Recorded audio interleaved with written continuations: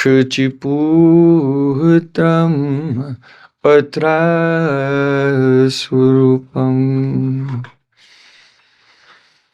Rupam Tasyakrachamuri Purim Maturim Goshtvatim Radha Kundam Girivaram Aho Radhika Madhuvasam Prapto Yasya Pratita Kripaya Shri Guru Matam Manatosmi Gurave Gaura Chandraya Radhikaya Tadale Krishnaya Krishna Bhaktaya Tad Bhaktaya Namo Namah Ananda Leelamaya Vigrahaya Hema Bhadyabhyacchabi Sundaraya Tasmai Mahaprema Pradaya Chaitanya Chandraya Namo Namaste Chaitanya Chandraya Namo Namaste Chaitanya Chandraya Namo Namaste Bhaktya Vihina Aparada Lakshay Chiptasta Kamaritaram Kamadi Kripa Mahitam Sharanam Prapanda Vrinde Numaste Charanaravindam Vrinde Numaste Charanaravindam Govinda Damo Daramadaveti Govinda Damo Daramadaveti Govinda Damo Daramadaveti Govinda Damo Daramadaveti. Everyone. Hey Krishna, Hey Yadava, Hey Saketi,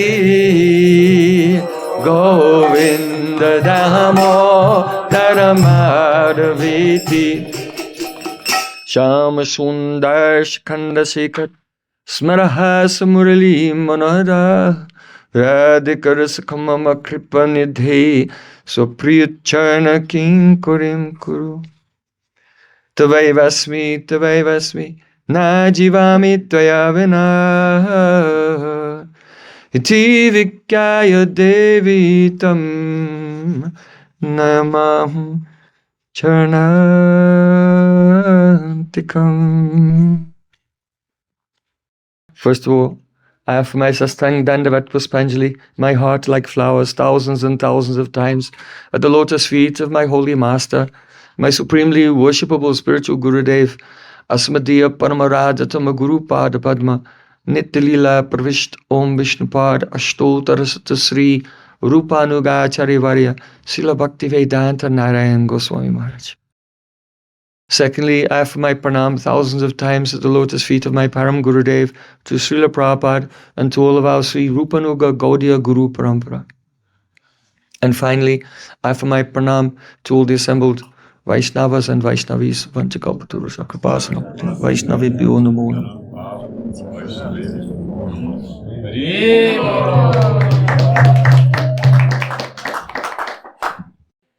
By the causeless mercy of Sri Guran Gauranga, Srila Gurudev has somehow pulled me back to this very sacred, holy place, which is filled with the divine dust of his lotus feet.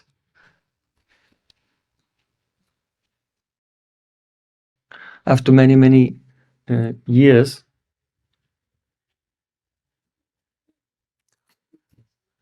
so during that time, I've been staying in Vrindavan and staying in the company of the oldest and most senior, advanced and learned Vaishnavas in the world, like Sri Pujapad, Srila Fakir Mohan Prabhu, Srila Bhakti Vigyan Bharati Goswami Maharaj, Sri Vishnuji Shastri Maharaj, Sri Achutla Bhatta Goswami, and others. And also from there, developing an educational platform, which is now established in many countries with centers and farms and Namahata groups and so on. And when we meet with new people, we have developed a way of teaching, chanting the Hare Krishna, chanting of the holy names, which helps overcome so many obstacles. So today is the first day I am here. I don't want to speak anything very so high or advanced, but we want to begin right at the beginning and discuss some practical things, most foundational things, connected to chanting the holy name, chanting japa. So this is something which is most important to all devotees. It's a burning question. How can I increase the quality of my japa, especially if you have come to, sometimes devotees come to a stage in their life where chanting seems dry. Perhaps they don't chant very much, or they chant more, but realization is not coming. So what are the obstacles? And what can we do?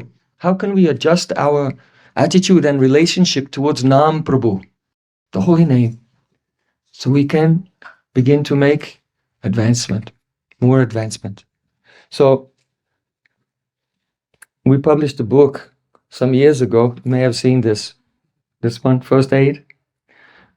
So it's called First Aid for Chanting the Holy Name. There's a reason for that, because it's not a complete solution, because there's no complete solution without the association of pure devotees. Without the association and service and mercy of pure devotees, there's no complete solution. But still, we cannot always be in their physical association. So we'll have to try to make some progress, even in their absence, and especially through chanting the holy name.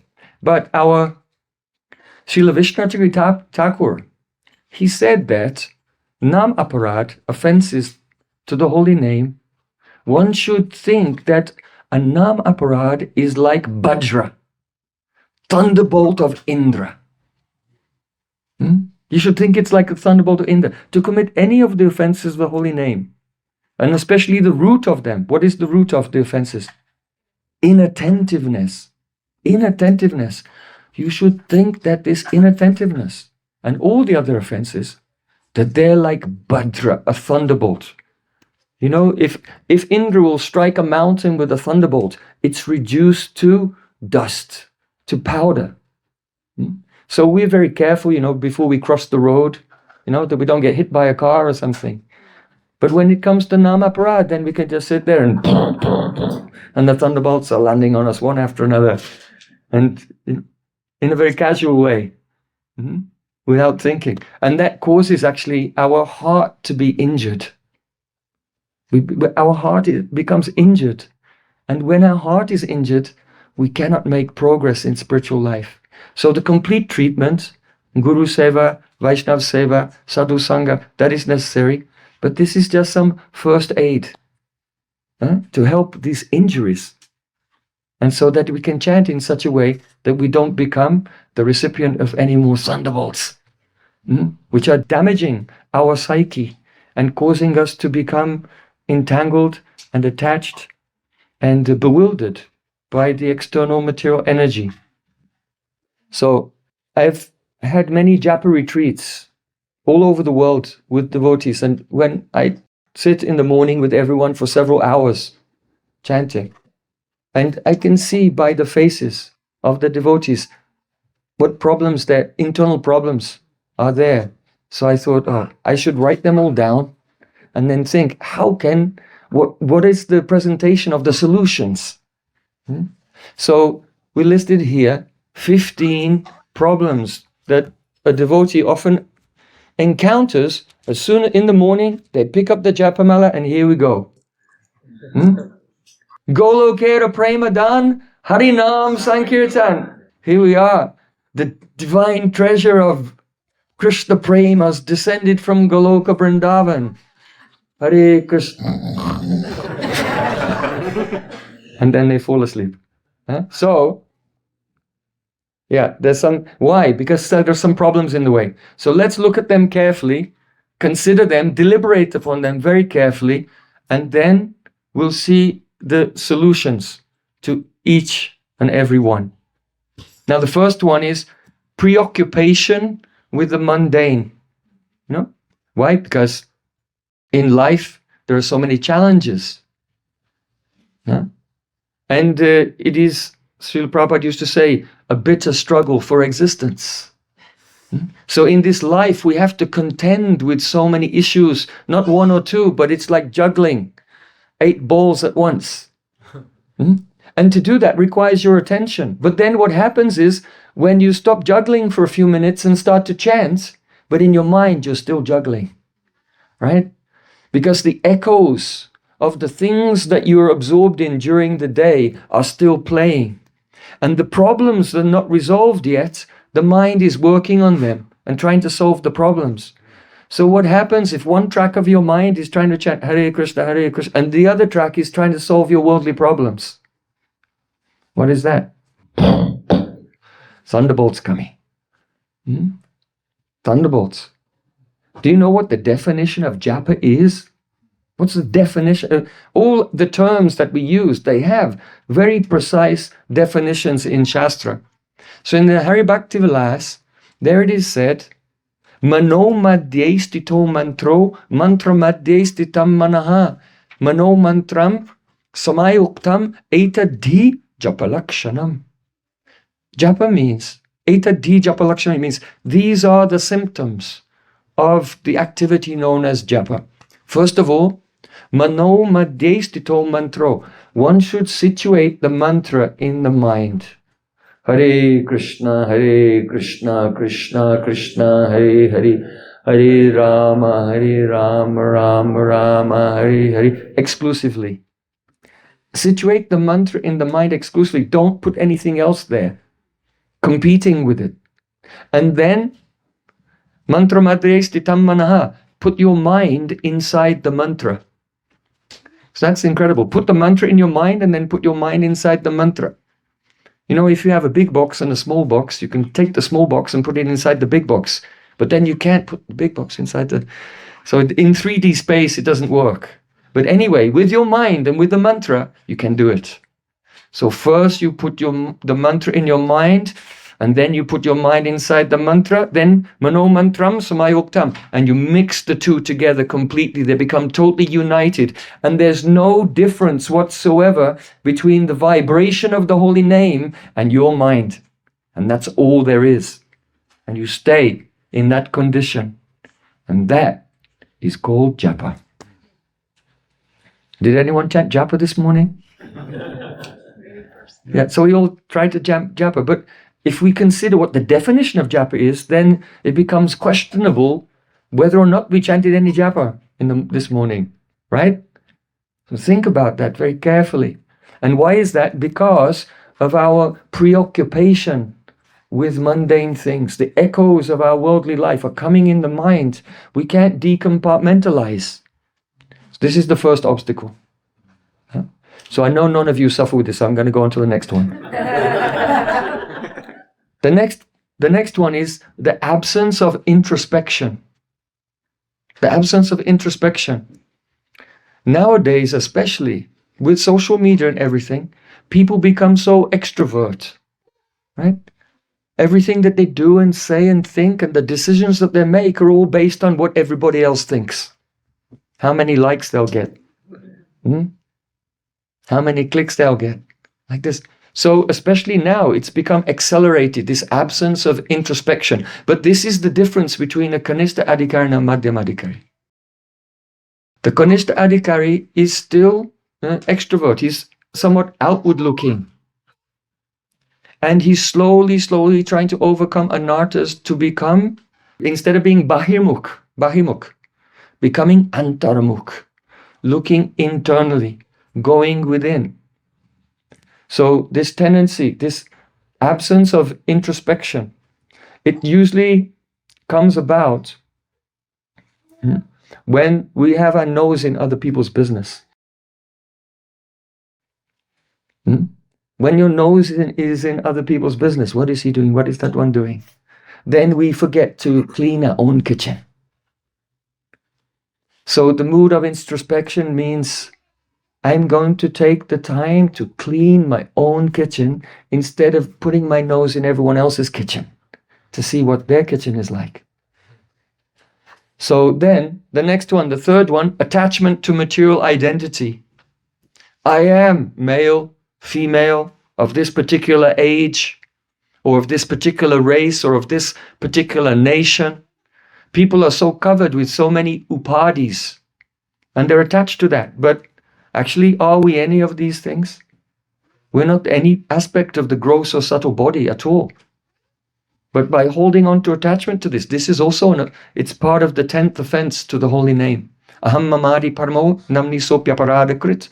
To maintain material attachments even after hearing so many instructions on this matter. So then, connected to that, adjacent to that, is the conception of being the doer. In Gita, Krishna said, Prakrite kriyamanani gunae karmani sarvashaha ahankaravi mudatma karta amiti manyate. The conditioned soul, bewildered by the false ego, thinks himself the doer of the activities which are actually performed by the three modes of nature.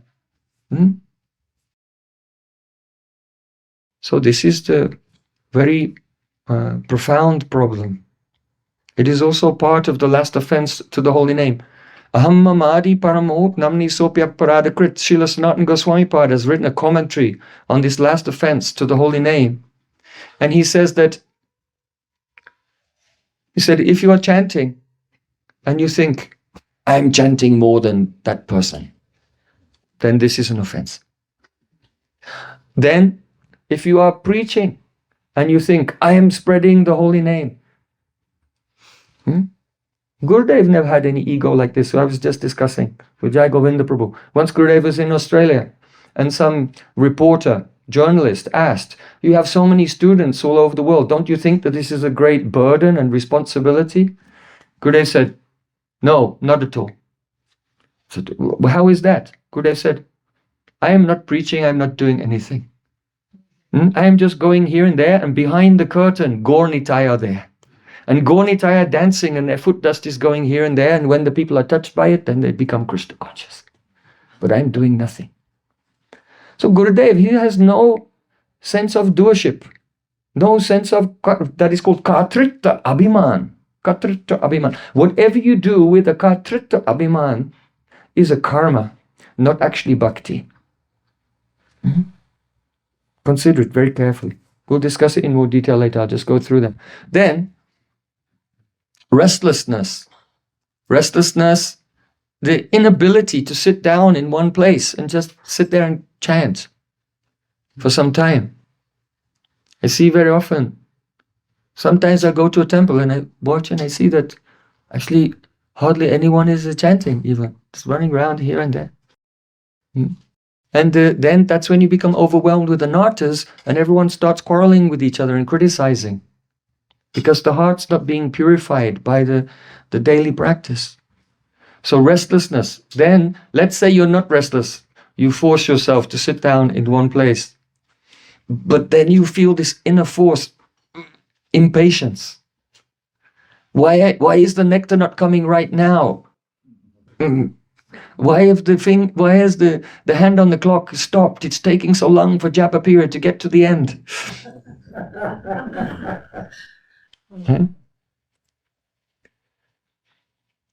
There was this craze recently. It's called raw dogging. Have you heard of that? Raw dogging? It's people, let's say they have a long flight from one country to another, 10-hour flight or something. I just came on a 16-hour flight from New Zealand. So let's say someone has a long flight, 10 hours or 16 hours, and they make a vow, I'm just going to sit in my chair, I'm not going to eat or drink or watch the movie for the whole way. Let's see if I can do it. So it became a craze, and everyone was sharing their experiences, how they just toughed it out. They became very stoic, and afterwards they felt their psychological powers were enhanced, and they start challenging the raw dog challenge. Who can just get on the flight and just be stoic the whole way, like that. So I'm also giving this challenge to you. Everyone, please come for Mangalatik tomorrow morning. And after Mangalatik, just sit down here. Just sit down with us together in one place like a statue without moving. For a very short time, only 1.5 hours until 7 o'clock. Right? Then after 7, you got the whole day to do everything. There's no excuse really. No excuse. Just try it. Just try it. I developed this habit because Gurudev taught me this. One day he called me, he said, sit down. I sat down. And then I was actually amazed how flexible Gurudev is. He just grabbed one foot and put it here and grabbed the other one and put it there, like easily, like I'm moving a flower or something. He just grabbed his legs, like put himself in the lotus position and then sat like this. This hand in the Ganan mudra, that's a Ganan mudra. It means it indicates that you're chanting. One hand in the Ganan mudra, another hand in the bead bag. Hare Krishna, and he just went inside. Went completely into internal consciousness. Oh, so that's how you chant japa. Okay, I'll try. So I try to incorporate this in my life every day for many, many years now and share that with others. And if you try it, it's hard, it's difficult. But Srila Bhaktivinoda Thakur said, no one can pass through the stage of anartha nivritti without a colossal struggle. Without a colossal struggle. You know, Chaitanya Charitamrita. Bahu janme jadi kori shravana kirtan tabutana pai Krishna pari premada. You can chant Hare Krishna for many, many births and nothing happens. It's right there in Chaitanya Charitamrita. Why? Tabujani aparade tohite prachur Krishna nama bicha tahi na kore ankur. The holy name of Krishna is a beach, it's a seed. And just as a seed sprouts and begins to manifest its qualities, so from the name manifests, sprouts the form. You don't even have to imagine anything. When the name sprouts, you'll just see the form, like you're looking at the deity here. Here's the deity, this is the Archa Vigraha. And Nam manifests is called the Shabda Archa, the sound deity.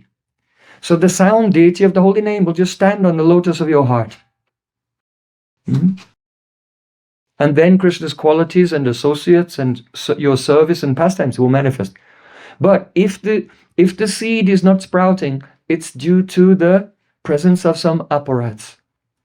So Srila Bhaktivinoda Thakur in Bhajan Rahasya, in his Bhajan Rahasya, there Srila Bhaktivinoda Thakur, he said that Nama kripa bina koti koti yatna kare tahate hanata kabo nahi charitare.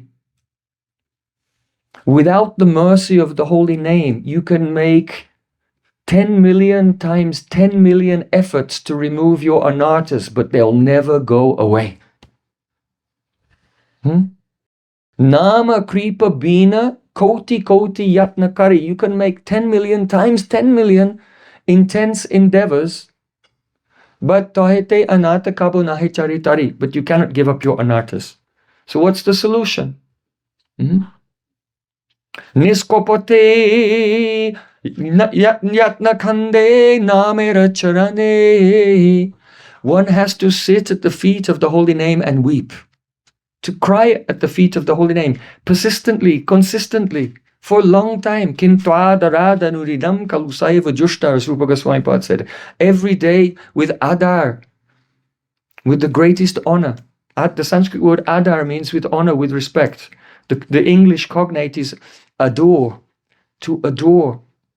To adore the holy name of Krishna with great respect every day.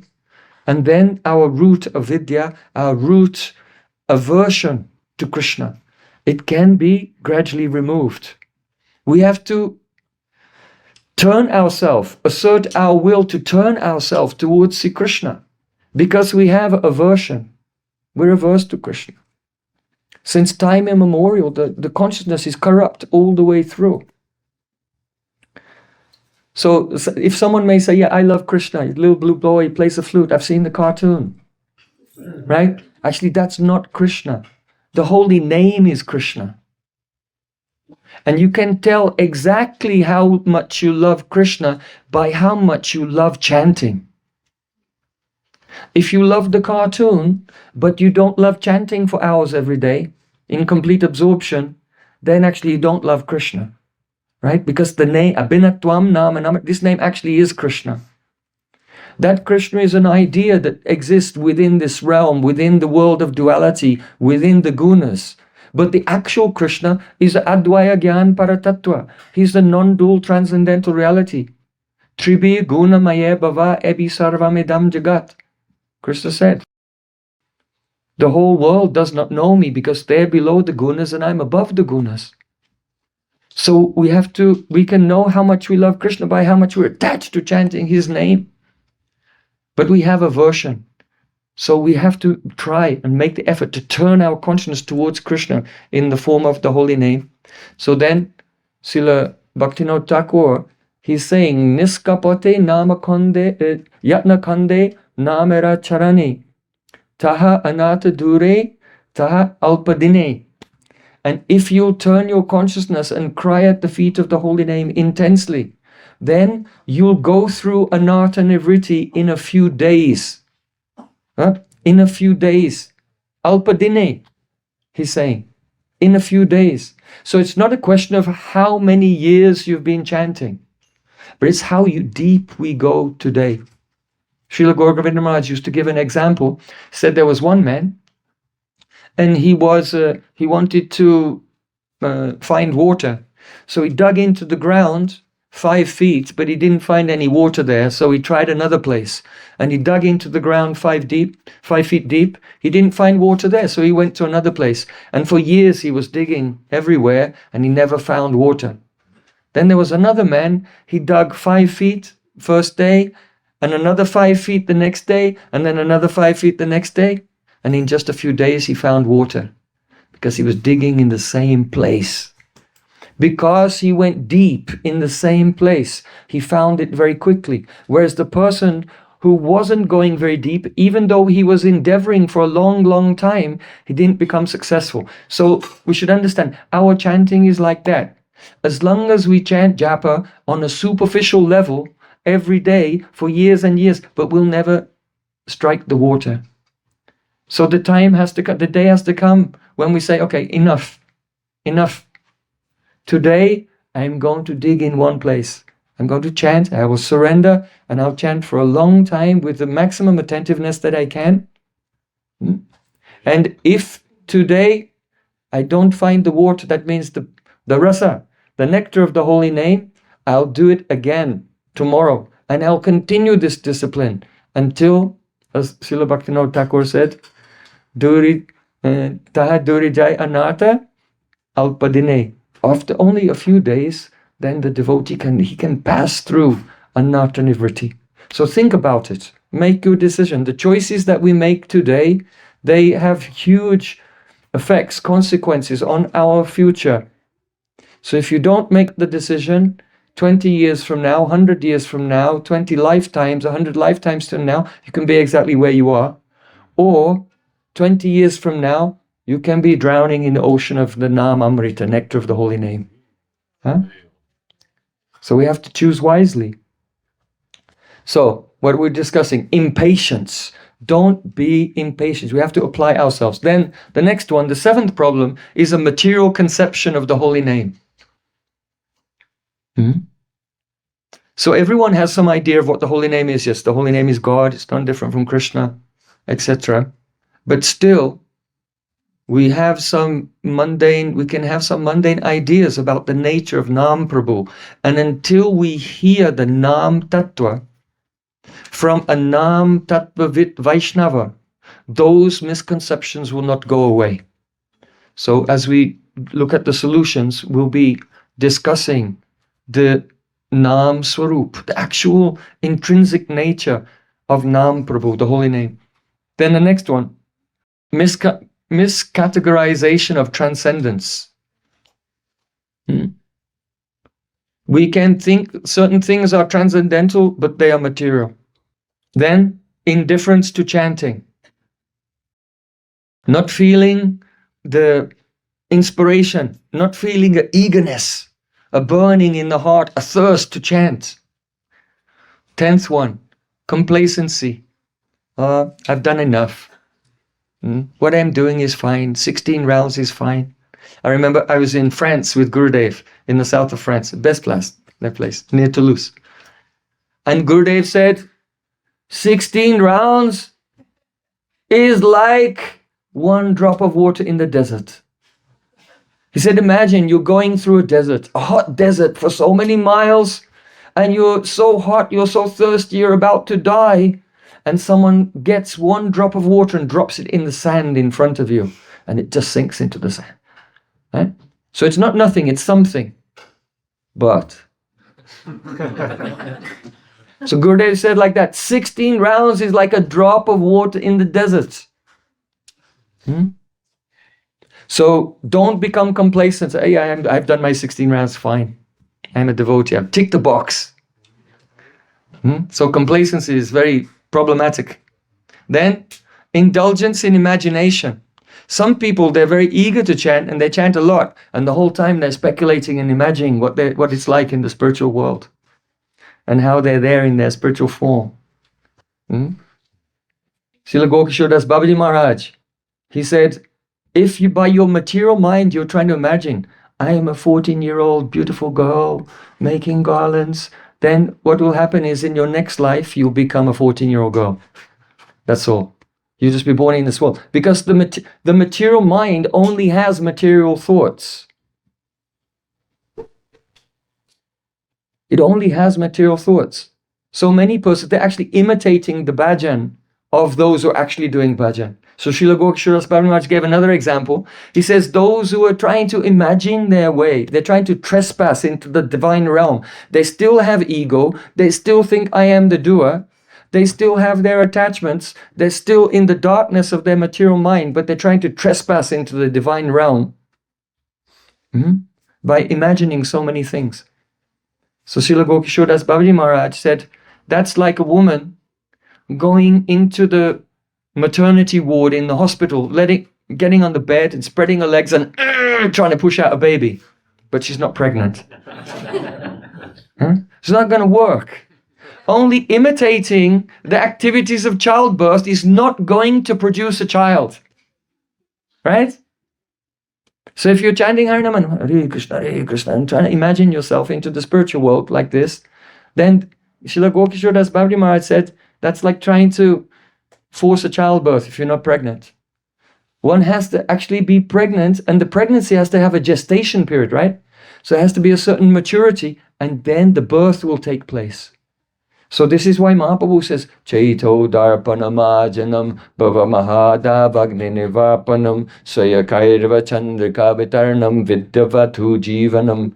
There are stages of internal evolution before we have the opportunity to do the internal services to Radha and Krishna. And those are actually coming as a spurti.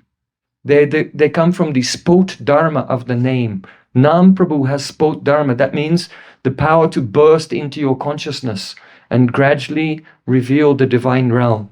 So we have to depend upon the spot dharma of the holy name, because that's aprakrita, supernatural.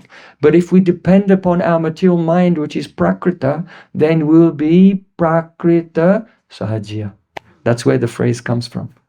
Srila Bhaktisiddhanta Thakur has defined Prakrita Sahajya as the person who in his bhajan is not depending on the spot dharma, the bursting revelation of the holy name, but is trying to progress by the force of his own Prakrit mind and intelligence. You see? So, complacency, indulgence in imagination. 12, emotional disconnection.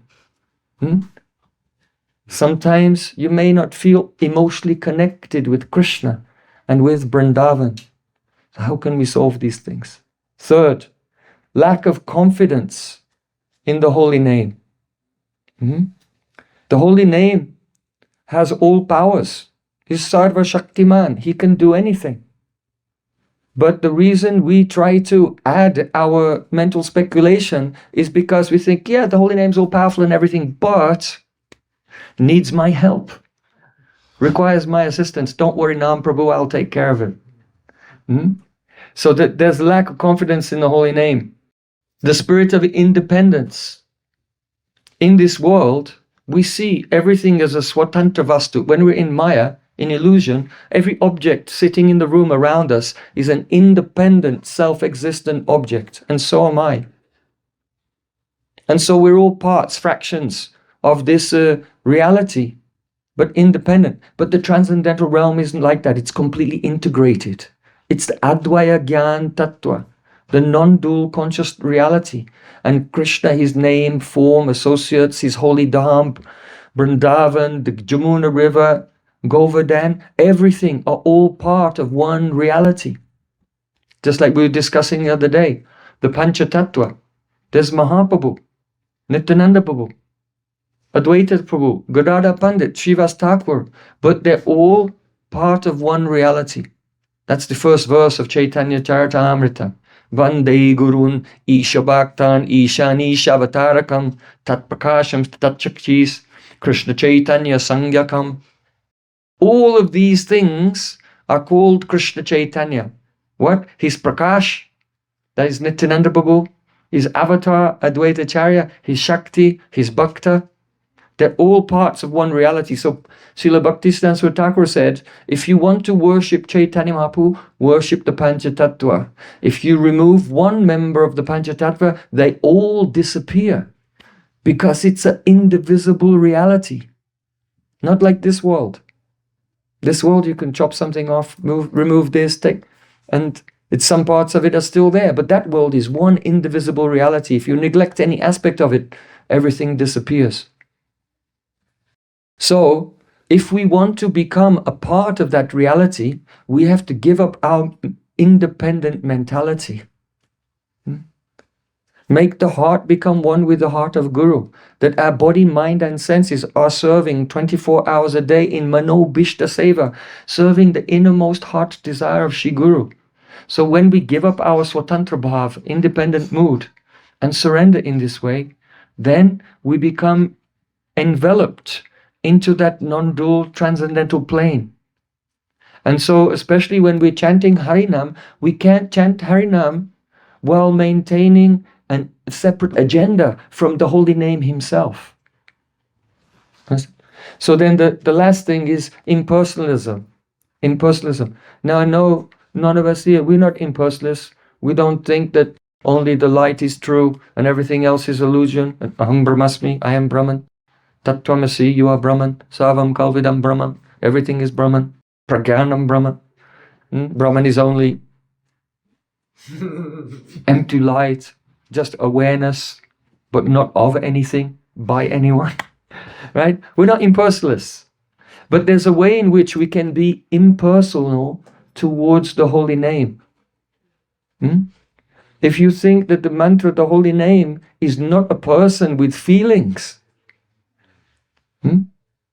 yeah. If you have an old friend and he suddenly shows up at your house, you can't ignore him. You have to give that person the full attention. You have to welcome them, sit them down, give them something to drink, something to eat, and so on. You have to give attention to them. So the holy name, Srila Bhaktivinoda Thakur, Jai Jai Sisi Radha Govinda Ji Ki Jai. Srila Bhaktivinoda Thakur said that, oh, Naam Prabhu, you are my only friend in this ocean of material existence. So when we chant, we should know we're receiving a person, and that person is our best friend. And so we have to give full attention. If we don't, if we're inattentive, it's actually kind of impersonalism. Right? Okay? So we've looked at 15 problems. And now let's see how we can make some adjustment in our practice, in our attitude, in our orientation towards the holy name, so we can overcome these problems. Are you ready? Yeah. Yes? Okay.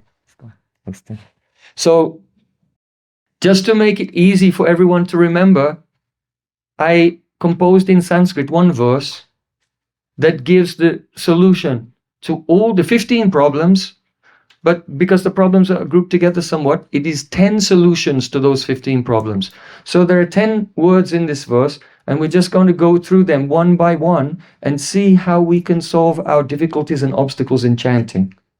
Okay? So let's just go through them one by one. Here, these are the 10 words, the 10 components of the verse. Sakshi, Kalatit, Drishya, Anutapta, Jivana Sandhi, Vastu Shakti, Utkanta Pahi Dasa, and Nam Prabhu.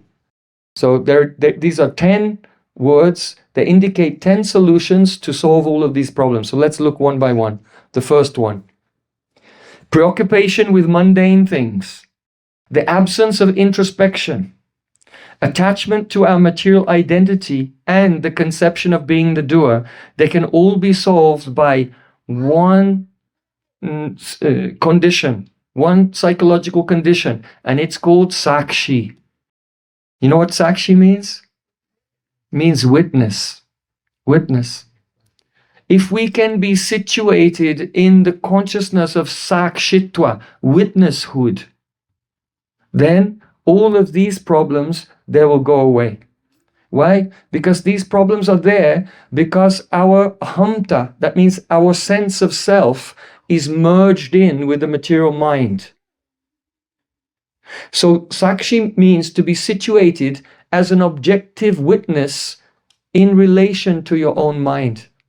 So becoming a Sakshi, that means being situated in the state of witnesshood, immediately separates the merging of your identity with the material mind, which is causing all these problems such as preoccupation with mundane, absence of introspection, attachment to material identity in the sense of being the doer. So in the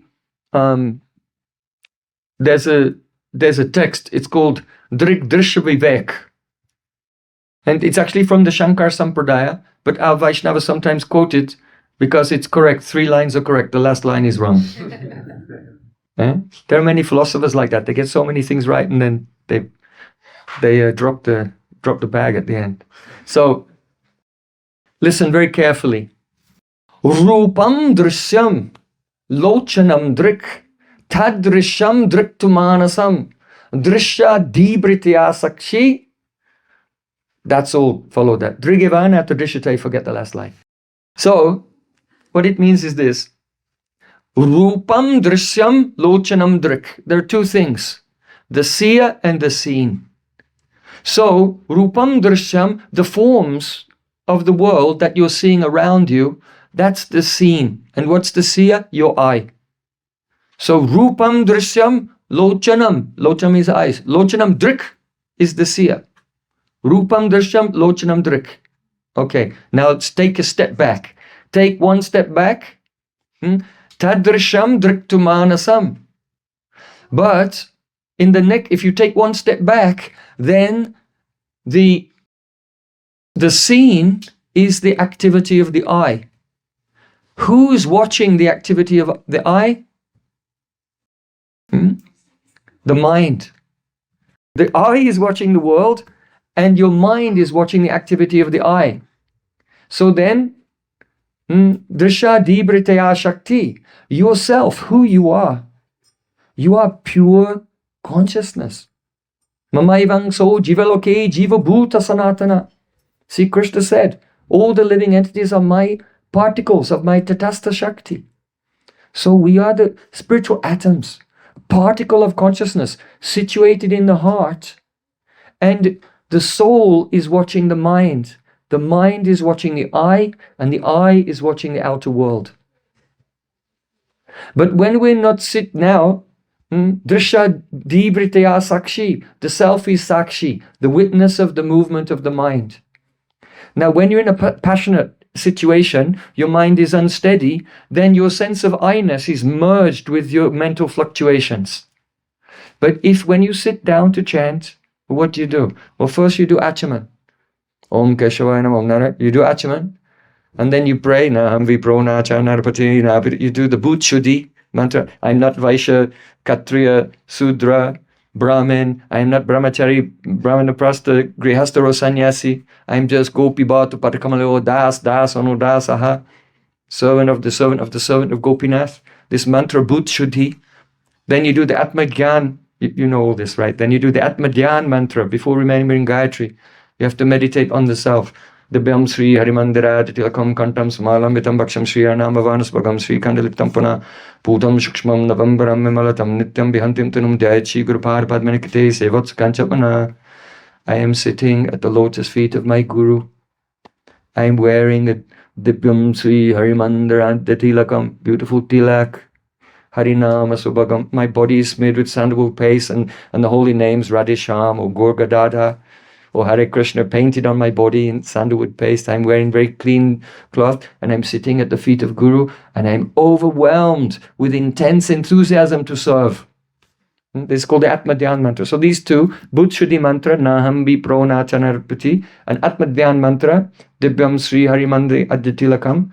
If you are Pujari, you have been training in Archan, then you have to do these two things before any type of Archan. And because the remembering of Gayatri mantras is part of Pancharatrik Vidhi, it's actually part of Archan.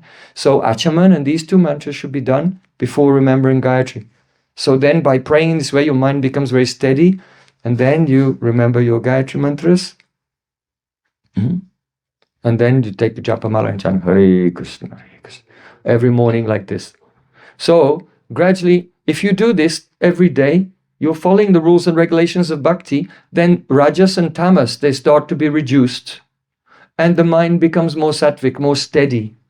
So when the mind is steady, then you can just become introspective and see, oh yes, I'm not the mind, I am Atma, and I'm watching the mind. Just like if you go to the shore of the ocean, you can sit on the beach and watch the waves in the ocean. So if you become calm and you keep the rajas, passion, somewhat in check, it's very easy for a person to do. Just sit down and realize, I'm not my mind, I'm not my thoughts, I am Atma, I am Sakshi, I am the witness of the mind, I am the witness of those thoughts. So Krishna described this in Bhagavad Gita. Apuryamanam achala pratishtam samudramapa pravishanti yadvat tadvat kamayam pravishanti sarave sashantim apnoti na kama kami. Chapter 2, Bhagavad Gita. Sri Krishna said that just as many rivers flow into the ocean, but the ocean remains within its boundary, so similarly, the person into whose mind flows many desires, but he does not act upon them. Only that person can attain peace, not those who are carried away by whatever thought comes into their mind. So this is called sakshitva, the state of witnesshood. So as soon as you get your mala, of course you've done Mangalarti, you did your mantras, everything, so you should be calm when you get your mala. Just don't be in a state of confusion. Don't have your sense of identity merged in with the churning ocean of the waves of the mind, the chittavrittis. That's where all the karma is going on. And when a wave comes and you engage with it and it carries you somewhere, that means you're still under the control of your past karma. So you have to be sitting on the beach because you're tatastha. That's what tatastha Shakti means. Tatasthas, on the beach, on the line between the land and the ocean. So come to your tatastha position. That's your preliminary understanding of our identity as being spirit souls. And just patiently just watch your mind, but don't identify with it. I want to say that what I've written here, this verse, is not something new. It is simply a metaphysical explanation in prose, it's in a poetic form, but it's in a prosaic expression of Chaitanya Mahaprabhu's Shikshastakam. Because when Mahaprabhu says, Tarorapi sahishnuna, be more tolerant than a tree, he means when you're chanting and the thoughts are coming in your mind, tolerate them. Don't engage with them.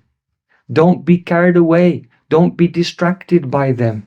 You see? So to be more tolerant than the tree means to be situated in sakshitva. So what he said in poetry, I'm just expressing here metaphysically what it means philosophically, in a direct, prosaic way. Because Mahaprabhu is full of rasa. So rasic people, they're always speaking poetry. But I'm dry like a desert, so I just, in a prosaic way, I'm expressing like this. But I think it's useful because the modern population, modern people are very prosaic. and it's very straightforward. So, sakshitva, don't forget this. I remember the first time when it really struck me, this topic of sakshitva. Srila Sanatana Goswami, in his Brihad Bhagavatamrita, where he's explaining the nature of pure bhakti, he said, pure bhakti does not begin until we are in the stage of sakshitva. You see? If your ahamta, your awareness of yourself, your idea of yourself is blended with the waves of your thoughts, with your mental activities and psychological habits, as long as you're blended with that, then when you're doing bhakti, it's not anyabilasta shunyam jnana kama dinavritam. It's still avrita, it's still covered by karma, because you still have the kartritva abhiman, the sense that I am the doer. And so whatever is done with the sense that I am the doer is actually a karma. So your bhakti, though the activity itself is maybe hearing, chanting, remembering, serving, cleaning the temple, cooking, whatever, but it's still covered by karma. And so the actual real nature of pure bhakti is not manifest yet. What's the real nature of bhakti? Bhakti is the vilas of Swarup Shakti. That means the play of Krishna's internal energy. Bhakti is the vilas of Swarup Shakti. What is bhakti? The vilas of Swarup Shakti. Yes, it's the play of Krishna's internal potency that gives him pleasure. So you can't do bhakti if you have the ahankar, the ego. You have kartrita abhiman. I am the agent of this activity. Then it will not be transcendental. That's what it said in Chaitanya Charitamrita. Mahat bina kripa kon kama bhakti nai, Krishna bhakti duri raha sangsa nahi shai. Without the blessing of a Mahatma, of a great soul, anything that you do will not be bhakti. It will not be bhakti. What to speak of being bhakti, even one's material entanglement will not be diminished by one's practice without the blessing of a great saint. So, Srila Sanatana Goswami Pad is saying that bhakti is the play of Swarup Shakti. So when we become situated in sakshitva, then bhakti is experienced in another way. How is it experienced? When we become situated in sakshitva, then when we take our mala and begin to chant, then the devotee does not feel. Then the devotee does not feel as if I am chanting. Hare Krishna, Hare, I am producing this sound. But he feels that the Swarup Shakti is descending and manifesting in my senses and playing there.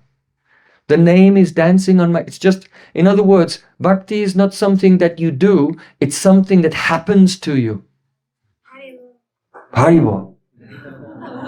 Yeah, it's not really something it's something that happens to us when we become surrendered and receptive, when we give up our independence and accept to become controlled by the spiritual energy instead of being dominated by the material energy. We're always dominated by something. We don't have much choice. But you don't have the choice to not be dominated by an energy. You only have a choice which energy will be surrendered to, controlled by. So sakshatva means to move to the tatastha point, the marginal point, and accept the vilas of Swarup Shakti. That the spiritual energy is coming in the form, it's myriad forms of bhakti such as hearing, chanting, remembering, and so on. So that's why Srila Sanatana Goswami Pad said, the experience of pure bhakti does not take place until you are situated in sakshitva, witnesshood. So that's the first thing. When you take your mala, just center yourself. Rupam drishyam lochanam drik. The eyes are seeing the form, the mind is seeing the eyes, but myself, I am the witness of the mind. Okay, now I've come out of the sludge of the mature energy to the marginal point, the tatastha Shakti. Now I'm on the shore and I want the waiting for the mercy of Sri Krishna's spiritual energy. So that's the first thing, sakshitva. And it overcomes these four problems. Let's go to the next one. Kalatita. Kalatita means now I am a Sakshi, I am spirit soul. So you know what the soul is? It's Kal Atit. That means beyond time. We are souls. We are not part of the material world of duality of past, present, and future. That's the first teaching of Krishna to Arjuna in the Bhagavad Gita. Na tvevaham jatu nasam na tam nemi janadipaha na chaiva chabhavishyamaha sarvaivayam ataha param. Hey Arjun, never was there a time when I did not exist. Nor you, nor all of these kings, nor in the future shall any of us ever cease to be. So we are Kal Atit, beyond time. Now if you're beyond time, why you become restless and impatient? Huh? You're a timeless being. You've got all eternity. So if the mind is being attracted by any temporary things, that is the restlessness. So just let it go. Just let it go. I am Kal Atit. I have no sambandha, I have no relation with temporal things. Let's say, you can say, I'm not this body, I'm not from this place, I'm not this family or whatever. Yeah, you can think, you can know in that philosophically, but you still might think, well, you know, what's going on in the world? World War III is coming, or whatever. There's all of these things. But how many empires rose and fell? How many huge wars came and went throughout history? Unlimited. And everyone was totally absorbed in them. And as a result, they had to take birth again and again. So we have to know that even this aeon of history, we have nothing to do with it. It's just like a puff of smoke. It's insubstantial. There's no shelter there. There's no scaffolding. There's nothing you can hold on to. It's all going to vanish and really have no relationship with it. So don't be restless to be involved in those things. I want to tell you one mantra of the Chandogya Upanishad. It's very powerful. Very powerful teaching of the Chandogya Upanishad. There it is said, Yata Shakuni Sutrena Pabaddo. The soul is like a shakuni. That means a vulture. There's a type of bird called a vulture. Right? And this vulture, someone caught the vulture and they got a thread and they tied the thread around the leg of the vulture, and then they tied the other end of the thread to a post. So let's say it's only this long. And they tied the other end of the thread to the post. So what you do is if you capture a wild vulture and you tie his leg to a post with the thread, what does he do? He tries to fly away. He tries to jump, but he only gets so far and then he's pulled back. And then he tries to fly off in another direction and he's going mad. He's going this way, he's going that way. He's going in all directions, flapping his wings and always being like pulled back to that point. And he just keeps doing that for hours until he's completely exhausted. And when he's totally exhausted, he's just perched on the stake that he's tied to. And he stops. Huh? So who is that vulture? In this example, it's the soul, the conditioned soul. And it's so graphic. It's so graphic, it's shocking. You'll never forget it. In Mundaka Upanishad, it is said, Eishono Atma Chaitasa Veditabhya Yasmin Prana Panchada Sambhivesha. We'll discuss it more later. Prabhupada has quoted this in his Bhagavad Gita as it is. He says that the soul is an atom, spiritual atom, and it should be understood by pure consciousness. The soul is floating on 5 types of pran in the region of the heart. Now in Vedanta Sutra it's described that the soul is floating on the pran in the heart chakra, and when you're awake it rises up and it's on the level of the eyes. And then when you fall asleep and you begin to dream, it goes from the level of the eyes down to the Vishuddhi chakra, to the level of the throat. That's why when you fall asleep, you feel like you're falling asleep, right? Because your soul is going down from the level of the eyes to the level of the throat. And then when you go into deep sleep, then the soul enters into the Paramatma in the heart. like this. So what is our life? What is our life? What is everyone doing? At night they're in deep sleep, where they're united with the Paramatma, even though they're not aware of it. Yeah. But then they come into the dream state, and then they become awake. And then they get tired and they fall asleep and they go into deep sleep again. And they just keep doing that. Like the vulture, trying to get away. The Paramatma is there in our heart.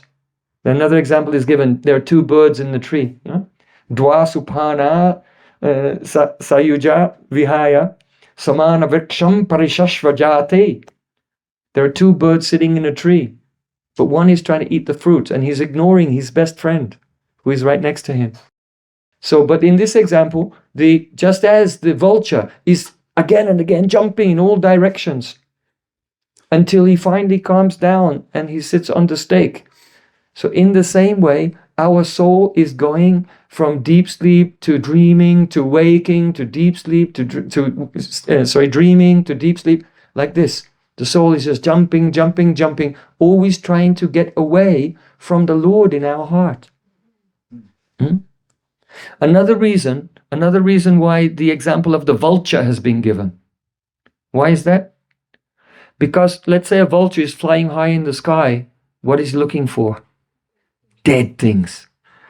He's looking for roadkill or some dead body. And he's looking from high in the sky, he's looking for anything which is dead, and he wants to descend onto that and taste it. And so our materialistic consciousness is like that. That we are looking out into the world, but everything in the world is dead. Everything in this world is insentient. It's a jad, inert matter. But our consciousness, like a vulture, is looking and then trying to find something which is dead, which is basically everything here, and then land on it and then taste it. So don't be like a vulture. We have to become like what? A chikora bird. No, a chatak bird.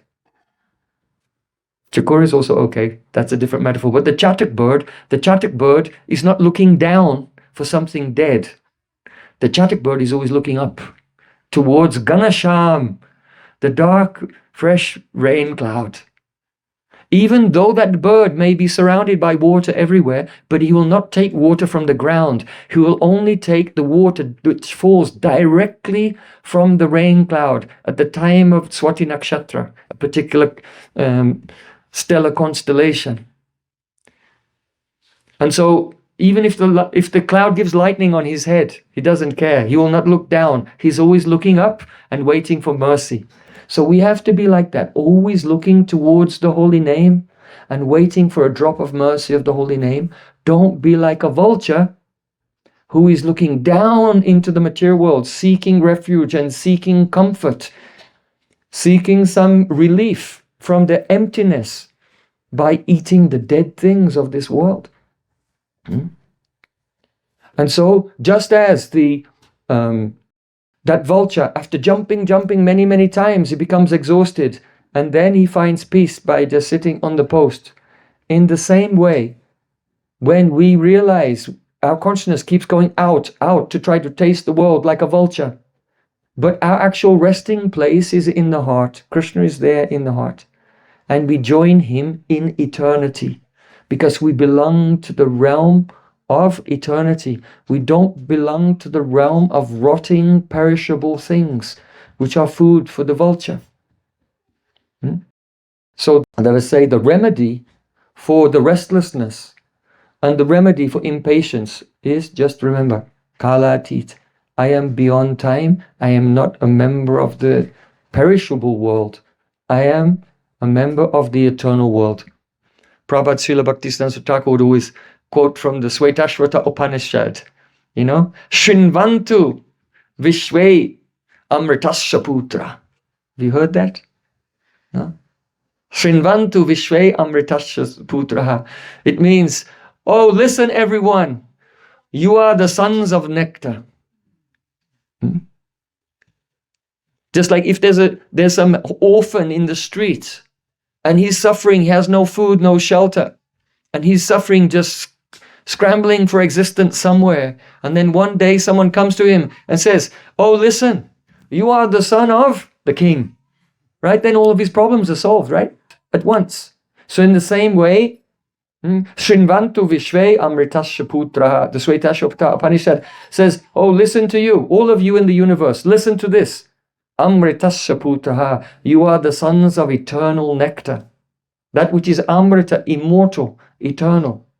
So remember that. You are Kal Atit, beyond time. So this will solve our restlessness. Don't be like the Yata Shakuni Sutrena Prabaddho. Yata means like. Shakuni means vulture. Sutrena means by a thread. Prabaddha, bound by a thread. Just, that's a waste of time. You just become exhausted. And one day we have to take shelter of the Lord in our heart and join Him in the eternal plane. Then, impatience. Let's say a person's not restless. They're sitting in one place. But they have the impatience. They can't wait for when will this japa period be over? Prem Prayojan is torturing me. Why did I accept his raw dog challenge? So, when impatience comes, remember that what we are striving for is the highest thing. So the highest things don't come easily.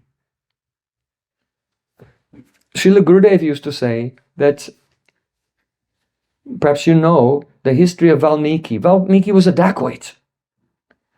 And one day, he met with Narad Muni. And he was about to attack Narad Muni even. But Narad Muni is so powerful that as he approached him, he just froze and couldn't move. And then Narad Muni showed him, look. And he looked in the sky and he saw all his future lives.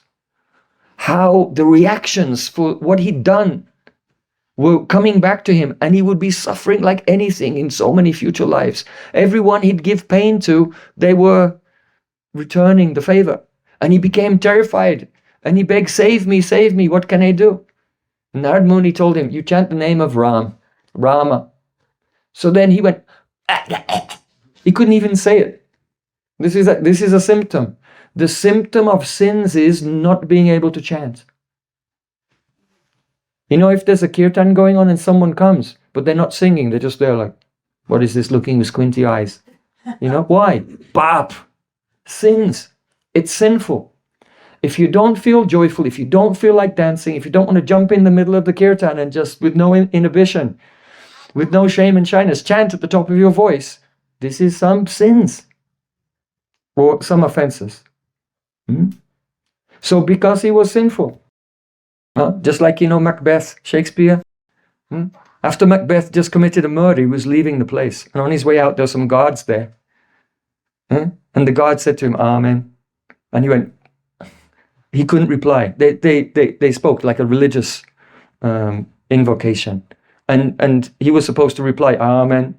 But he went, he couldn't even say it because he committed a murder. So even Shakespeare knew that fact. That if you commit sins, the name won't come. You can't chant. So this Valmiki, when even Narad told him, chant Rama, he couldn't say it.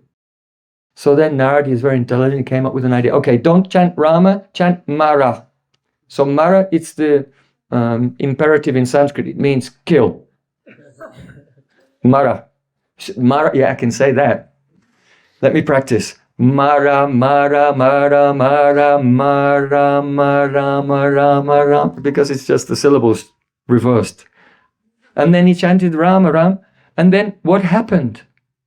Being absorbed in the holy name of Ram, automatically, by the spot dharma of the name. Note this phrase down, it's very important. Spot dharma. Dharma means nature, or characteristic, or function. And spot means bursting. So the name has spot dharma. It has its own intrinsic function to burst into your consciousness and be self-revelatory. It's self-revealing. So because of the spot dharma of the name, the self-revealing nature of the name, he saw all the pastimes of Lord Ram. And he wrote the Ramayana. And Lord Ram had not even appeared yet. Not like Vyasadeva. You know, Krishna came to this world. Afterwards, Vyasadeva wrote the Bhagavatam. Valmiki wrote the Ramayana before Lord Ram even came and performed the pastimes.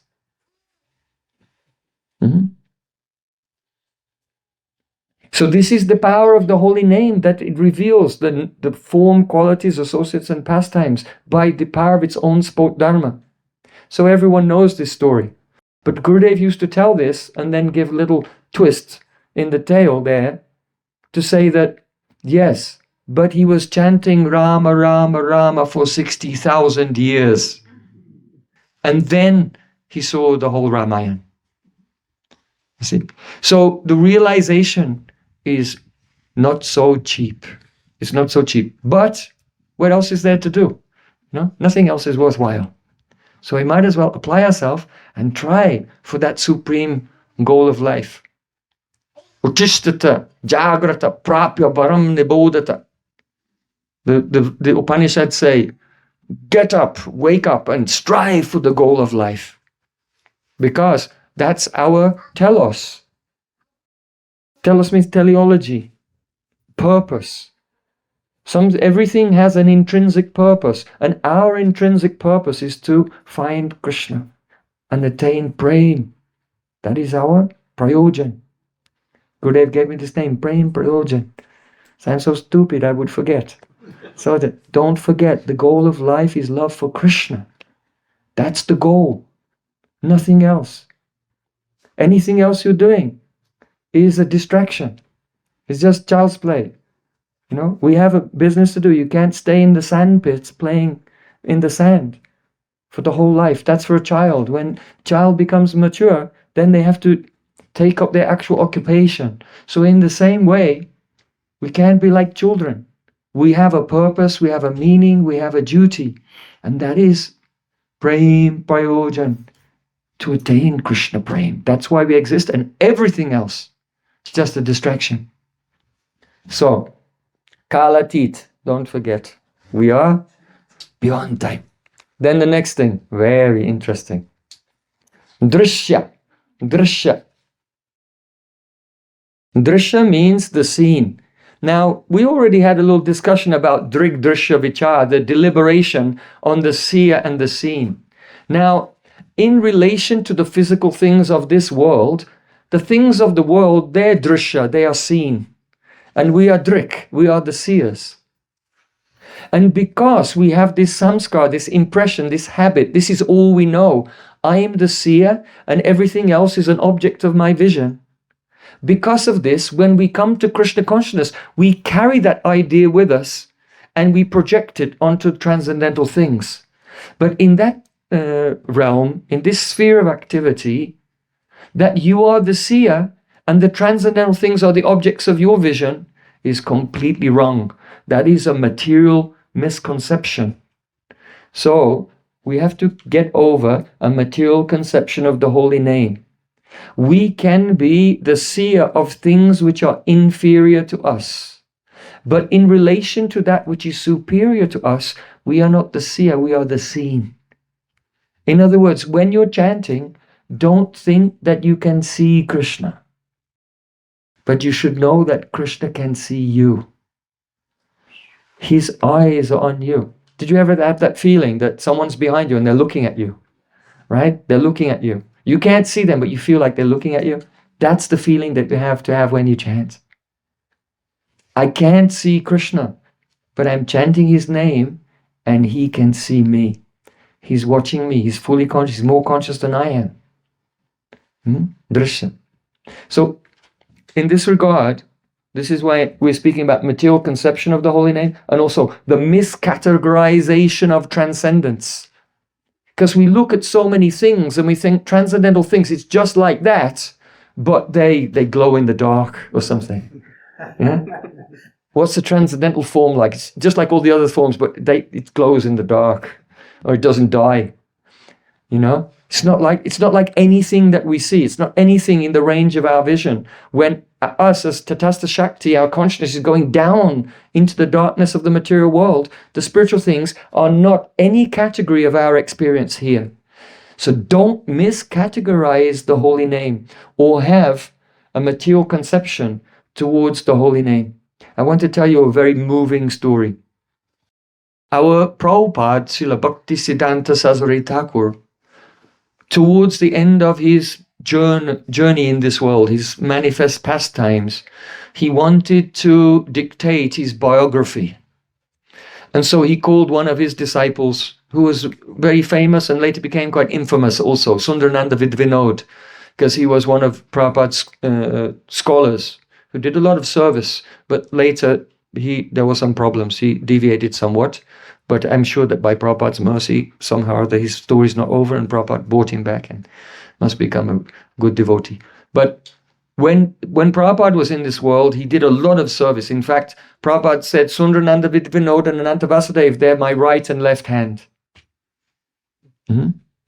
So this one, Sundarananda Vidvinod, he came in the room and he took his pen and paper, and Prabhupada Bhaktisiddhanta Thakur was about to dictate his life and his message. So then Prabhupada began to cry. Prabhupada began to cry, and he said, the essence of my message can be summed up in one phrase: Drig Drishya Vichar. The deliberation on who is the seer and who is seen. And he was crying. He said, but alas, though I spoke on this subject, but very few persons understood what I was saying. So try to understand this subject. Don't make my Prabhupada cry. Okay? If you think this subject's not important, he'll cry. So try to understand this subject. Drig Drishya Vichar. Just like once, Srila Bhaktisiddhanta Thakur, he was giving a class, he was speaking. And then in the distance, the curtains opened and the arti began, and the devotee got up because he heard, the arti started, and he got up to go and see the deity. Prabhupada said, where are you going? What are you going to do? Eye exercises? Going to do an eye exercise. You cannot see Krishna with your eyes, you see Krishna through the ear. Why do we pay obeisances to the deity with our left side towards the deity? To remove our ego of being the drik, of being the seer. We don't come to see Krishna, we come that Krishna will see us. So we don't bow down facing him to see him, we bow down sideways to remove that conception that I'm seeing him. But here, see the whole of me, I'm lying down sideways in front of you. And there's no guarantee that Krishna will even bother to look at us actually. And that's why when we give pranam, we say our Gurudev's pranam mantra. So when we bow down sideways to remove the conception of being the seer, and we say our Gurudev's pranam mantra, because Krishna has said, Ye me bhakta jana partas, na me bhaktas tate janaha. If someone says, oh Krishna, I'm your devotee, Krishna said, no, rejected. Application rejected. But if someone says, Krishna, I'm the devotee of your devotee, accepted, and Krishna will embrace you. So when we bow down, we do with the left side to the deity, and we say our Gurudev's mantra, and because Gurudev is dear to Krishna, then Krishna is, who's that? Who came to them? His eyes become big and he wants to look. So what happens when Krishna looks at you?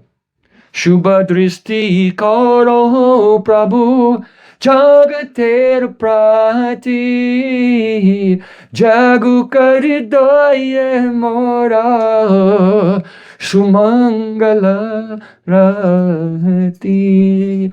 When Krishna, who is the actual seer, he is the seer and we're the seen. When Krishna looks upon us with his Shubha dristi, then Samvit Shakti and Ladini Shakti comes out of his eyes.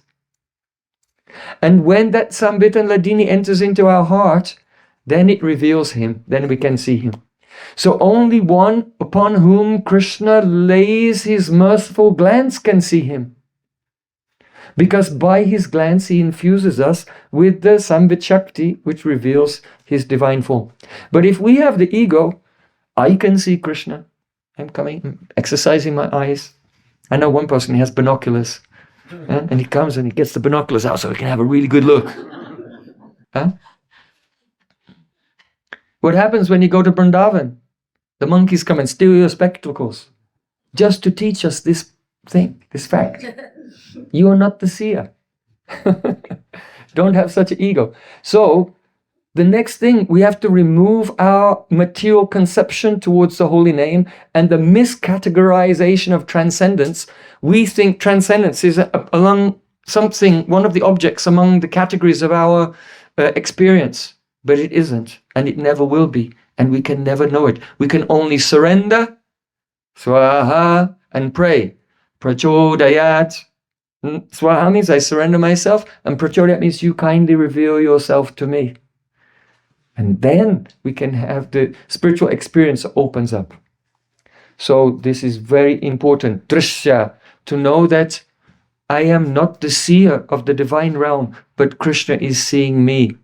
His eyes are on me, maybe Paramatma at first. But then when we fully surrendered, Sadanga Shanagati Hoibe Jaha Taha Pratana Srinanda Kumar. For one who is surrendered by 6 angas of Sharnagati, then Nanda Kumar Krishna, he hears their prayers. Drishya. I'll tell a few more pastimes related to this. Once there was one scholar, very learned person, and he was a friend of Srila Bhaktivinoda Thakur. And he used to visit Srila Bhaktivinoda Thakur's house when our Prabhupada was a little boy. And Srila Bhaktivinoda Thakur was very respectful to him, sat him down, gave him food, and discussed with him. And sometimes he used to give a Bhagavad Gita class, that scholar, and Srila Bhaktivinoda Thakur would go and listen. So then one day, many years later, Srila Bhaktivinoda Thakur had left this world.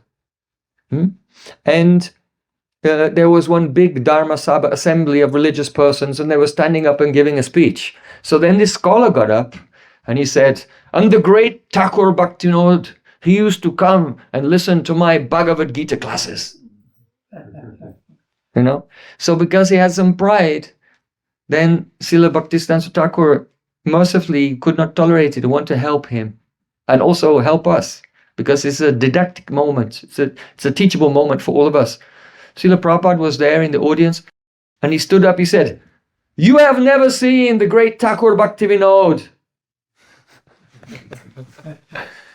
So then that person said, what are you saying? I saw him many times. I went to his house many times. I remember. You were just a little boy, and your father used to serve me. He was so nice to me. He wasn't rude like you.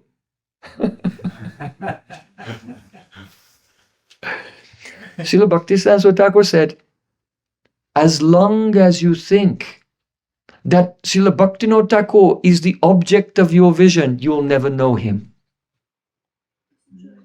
Why? Mahaprasade Govind, I don't want to make you hungry, but Mahaprasade Govinde Nama Brahmani Vaishnave Swapapunya Batam Rajan Vishwaso Naiva Jayate. Those who don't have punya, they don't have enough punya, piety, that means devotional piety, then they cannot have vishwas, confidence in Mahaprasad. Mahaprasad is not material, it's transcendental. You don't eat Mahaprasad. We serve Mahaprasad. Mahaprasadi Govinda means the deity. Nama Brahmani means the name, which is not Shabda Samanya, material sound, but Shabda Brahma. And Vaishnava, the Vaishnavas. So all the transcendental things, Mahaprasad, the holy name, the deity, and the Vaishnavas, they are not the objects of our vision. We are not the seers and they are the seen, but rather we are seen by them. We cannot see them, we are seen by them. Only if we serve them and the Vaishnavas give us their merciful glance, then we become empowered by the Sambit Shakti and we can realize actually their divine position outside of the category of the Tanmatras. There are Shabda, Sparsha, Rupa, Rasa, Gandha, the 5 sense objects. That's all we know here. And the Vaishnavas are not part of the category of the Tanmatras, the 5 sense objects at all. They are divine beings.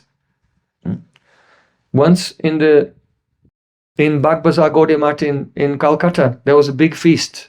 And one very learned and wealthy person who was a good supporter of the temple, he came and he was taking prasadam, and so many people were taking prasadam. And one devotee was serving out the rasagolas. And he put the rasgulla on the plate, and the devotee was very happy. He picked it up and that devotee said to him, "Are you eating the rasagola, or is the rasagola eating you?" And then he became upset. What do you mean? Am I eating the rasgulla, or is the rasgulla eating me? He became, and he wrote a letter of complaint to Srila Bhaktisiddhanta Thakur. He said, "Your disciple was very rude to me. I'm there, I came to the feast, I give so many donations and everything. I tried to be a devotee, and he said that the rasgullas are eating me."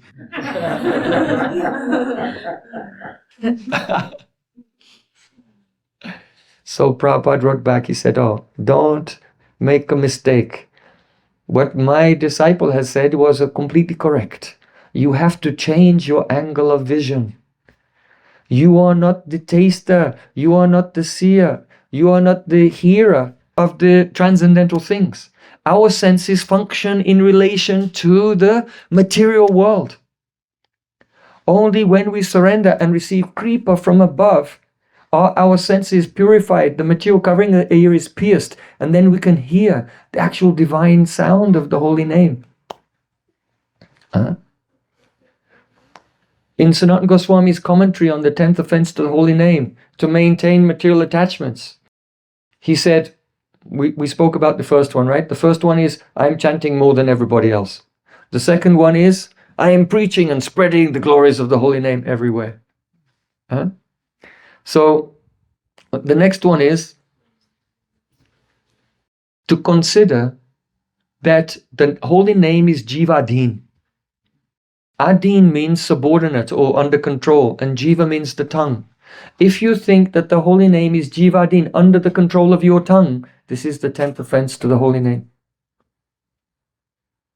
No. Our tongue should become Nam Adhin. When we realize, I am not chanting, but Nam Prabhu is descending, even Nam Abbas, that will be very nice. If Nam Abbas is coming, also you feel that you're not chanting. And only the sound of the name is incarnating slowly, and the light of Nam Abbas is diminishing the darkness of material existence just before the Swarup of Nam appears. So if you think the holy name is Jiva Adhin, under the control of your tongue, it will be an offense. When we give up this ego and think, no, I am praying that my tongue will become Nam Adhin, Kirtan Adhin, under the control of the holy name, under the control of the kirtan, then we become free from that 10th, very subtle, fine offense to the holy name. So, we are discussing these points. Why? Don't miscategorize the holy name. Don't put it in the wrong category. Let's look at when Srila Jiva Goswami in the Sandarbhas is describing Nam Tattva, he gives us some adjectives to help us understand. So first he says, Van Manasa Agocharatva. The holy name has the characteristics of being imperceivable by your voice or by your mind. Van Manasa Agocharatva. Then he says, Nikila Praman Parichched Agocharatva. Praman Parichched means that in Indian philosophy, there are 10 ways of investigation. There are 10 different ways of knowing things. So it might be by direct perception. It might be by hearing an historical account. It might be by logic. It might be by there are different types of inference. It might be by absence even. Let's say you come into your home and you see that there's no TV. Right? So then not because you saw something, it's because you didn't see something that you know that a thief came in the night and stole your TV. So, these are all the different ways in which you can know things. Sometimes by perceiving things, sometimes by not perceiving things. And by different types of inference. So there are 10 ways in all, and they're called the Praman Parichched. So Jiva Goswami says, Nikila Paramam Parisched Agocharatva. The holy name has the characteristic of not being amenable to any of the 10 types of investigation. So how can you know anything about the holy name? Then he gives some more terms, very important. Try to keep them in your heart and become acquainted with the characteristics of the Nam Prabhu. He says, Swata Siddha. Swata Siddha means self-existent. He's not created by you. You're not creating the name when you chant the name. The name already exists. The name existed before everything. It existed before the universe had existed, and it will exist after the universe. Swata Siddha, self-existent. That means all-powerful. So Swata Siddha and Swayam Prakash, that means self-revealing. Just like the sun. If the sun is set, you can't get a torch and look around in the sky looking for the sun. Have you found it yet? No. Keep going.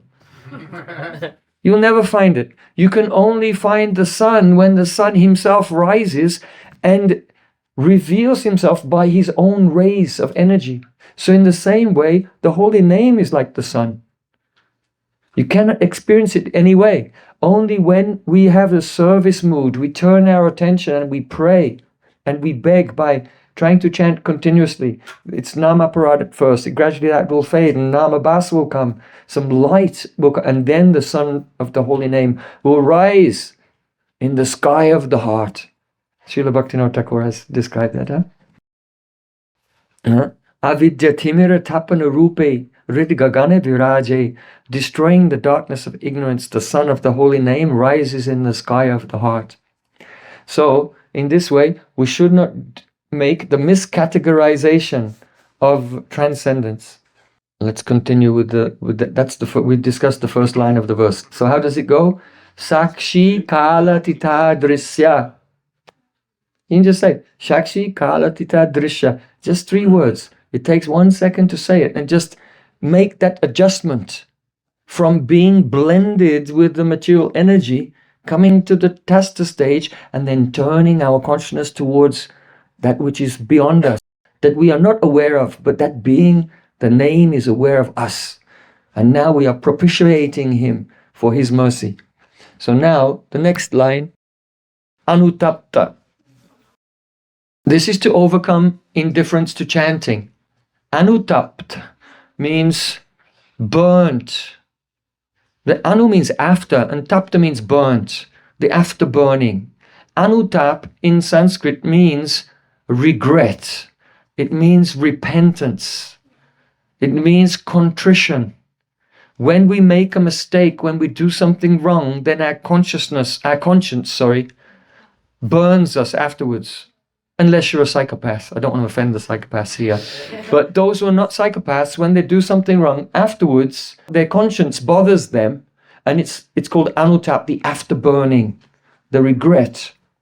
So Chaitanya Mahaprabhu has taught us that this anutap is the entrance into the chanting of the holy names. Where did Mahaprabhu tell us this? Shikshastakam. The first verse of Shikshastakam is just like an advertisement of the features and benefits, right? All the features and benefits of the holy name, there are 7 of them, Chaito Darpana Marjanam, etc. That is the list of all the benefits one will get in order of the holy name, and that has been described to create faith, that we'll have faith in the holy name by seeing the advertisement for this great product. You know, it's the marketplace of the holy name. Nityananda opened the marketplace. So this is the best advertisement, the first verse. Chaito Darpana Marjanam, all the great benefits of chanting. So the actual direct teaching of the practice comes in the second verse.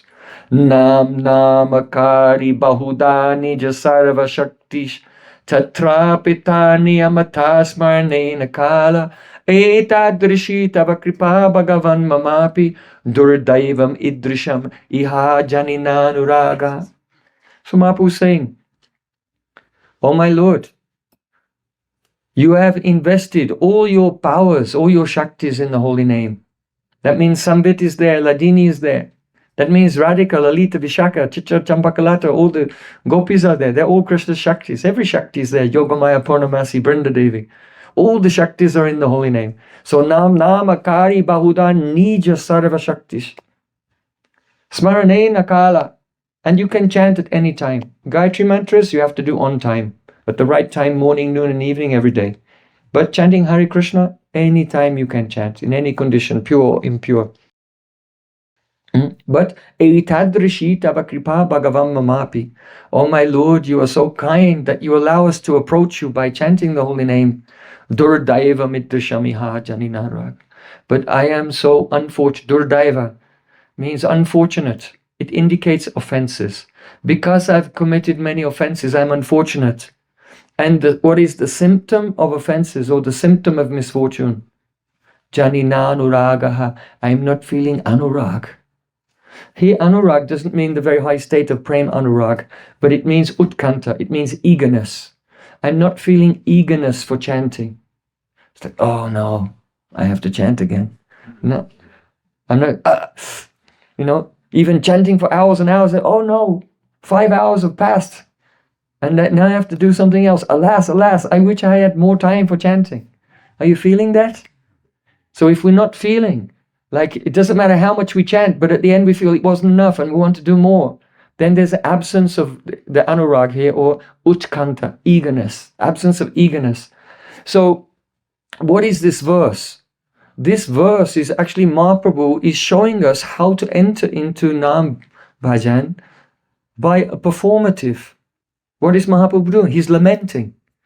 He's lamenting. Alas, alas, I'm offensive, I'm unfortunate. And so he's showing us that the key to enter into Nam Bhajan is anutap.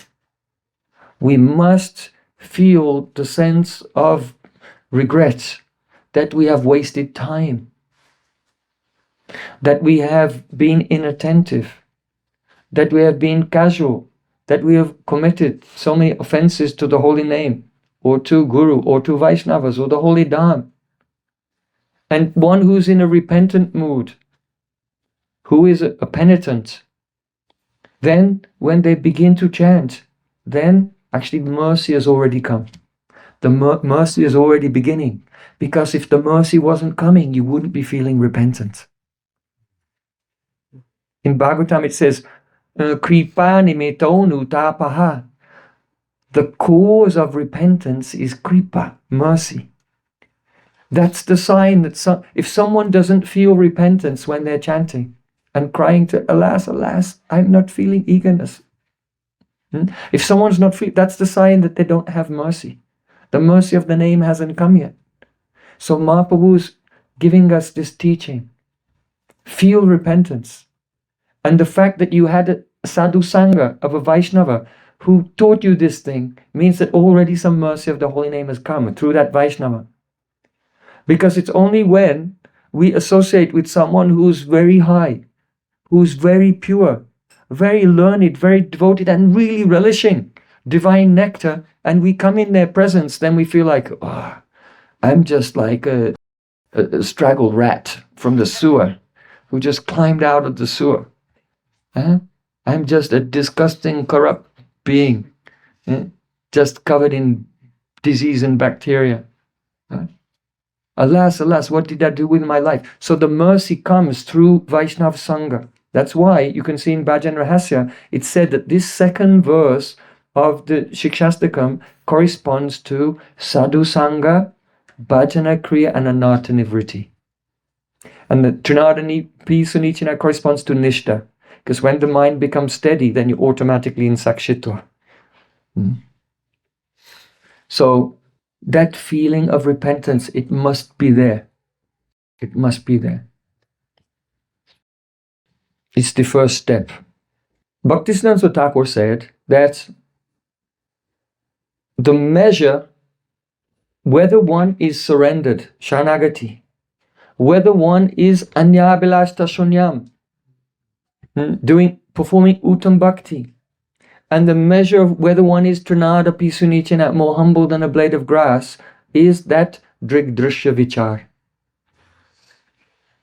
Because as soon as you are not humble, then you feel like you're the seer. and you lose your awareness that you are being seen by God is eclipsed. Pride makes us blind to the fact that Om Tad Vishnaho Paramam Padam Sada Pasyanti Suraya Diviva Chakshuratatam. Rig Veda. What does it mean? Om Tad Vishnu Paramam Padam. There is a supreme abode of Lord Vishnu. And Surya, the pure devotees, they see that pure abode of Vishnu shining above their heads like the sun in the sky. So just as you cannot see the sun by your own power, but only by the power of the sun, when we shift from the thinking I am the seer of the divine things to I am seen by those divine things, then the sun of the holy name rises. Om Tad Vishnu Paramam Padam Sada Pasyanti Suraya Diviva Chakshu Archatam. And that is the dividing line between being proud and being more humble than a blade of grass. Mahaprabhu didn't say be as humble as a blade of grass. He said more humble than a blade of grass. Why? Because the blade of grass has the ego, I am a blade of grass. He's not thinking that I am not the seer, that I am seen by the entities of the divine realm. He's not thinking like that. So this is what it means, more humble than a blade of grass. To make that shift in consciousness. I am the seen, not the seer. That is the test of Sharanagati. It is the test of Anyabhilasta Shunyam, Uttam Bhakti, and the test of Junadapi Sunichena. So now, Anutapta, indifference to chanting. Let's go to the next word. Jivana Sandhi. Jivana Sandhi, this is the solution for complacency. If you become comfortable, if you like where you are in your spiritual life and just cruise, maybe you did something really glorious in the past, and you can just take those laurels and rest on them. Right? Yeah. Don't you know, in the 1970s I did this and that? Just get the laurels there and relax on the laurels. Yeah? Complacency.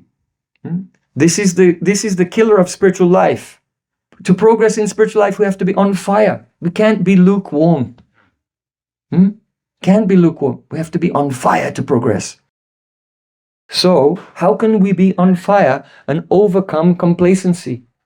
So what does Jivana Sandhi mean? Sandhi means the junction, and Jivana means life.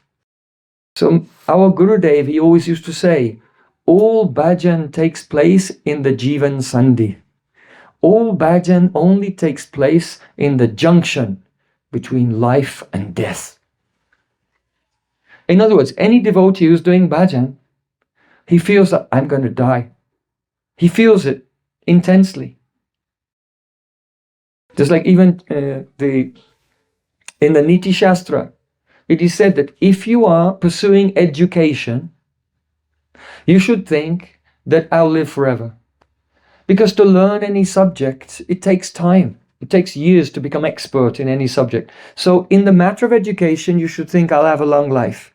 But when you do dharma, any religious, any spiritual activity, you should think that Yamaraj is behind you and he's already grabbed you by the sika. He's already grabbed you by the sika and he's about to pull you into the netherworld, into the next world. So, death is coming. Death is coming. Memento mori. Perhaps you know Julius Caesar. Julius Caesar would go and conquer so many countries, and then when he came back to Rome and the streets were lined with thousands of people all glorifying him, Hail Caesar, Hail Caesar. But he had one servant it was his servant to follow him and say, Memento mori, means remember that you will die. It's the only thing that can keep a person sober, keep our feet on the ground. Srila Prabhupada used to say, philosophy means to remember that death is behind you. So all complacency is gone if memento mori, if you remember one day will come, you will die. Just like Parikshit Maharaj, he only had 7 days left to live. So he became fully absorbed in hearing Srimad Bhagavatam from Shukadeva Goswami. So he knew he will die within 7 days. So you will also die within 7 days. Either on Saturday, Sunday, Monday, Tuesday, Wednesday, Thursday, or Friday. On one of those days, we're all going to die. And we don't know when it will be. Could be today. Maybe tomorrow, after a week, or after a year. But it's coming. So we have to remember that, death is coming. And really, we should think this is the last moment. Actually, in this book, I give one example. I'm explaining the same subject, but using different examples. The book is the same subject, but it's mainly different examples. But I'll say one same example from there. So once there was a Gurukul teacher. He was quite mean to the kids. So then after some years, when one of the children grew up, he was just so traumatized by it, he wanted to take revenge.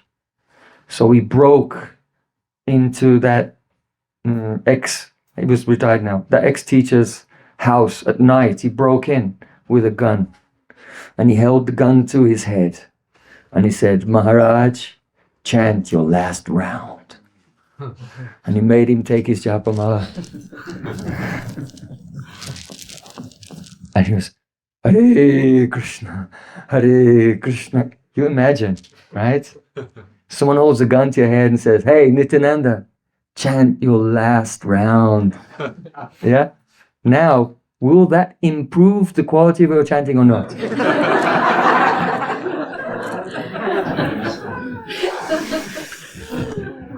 Think about it. So if you remember this verse, you do this every day. Every single day, you think, this is my last round. It's a little bit artificial, but it wakes us out of the complacency. Now, when Gurudev said that all bhajan takes place in the Jivan Sandhi, that is the junction between life and death, he means that the advanced devotees like Prabodhananda Saraswati, like Raghunath Das Goswami, they're literally feeling so much separation from the service of Radha and Krishna. They feel like, Tavaivasmi, na jivami tvayabhin. Oh, Radhika, I'm yours, I can't live without you. Please bring me to your lotus feet.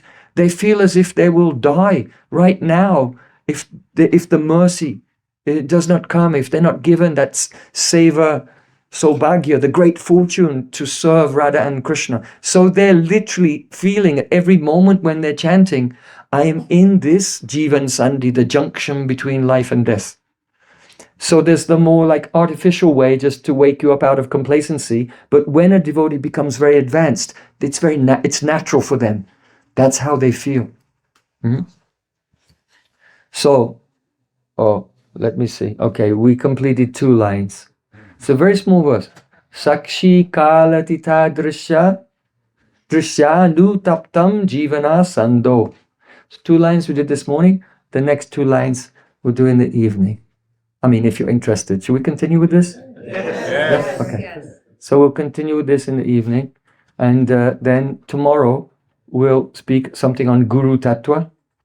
And then some Gora Tattva. And then some Radha Krishna. So we go step by step.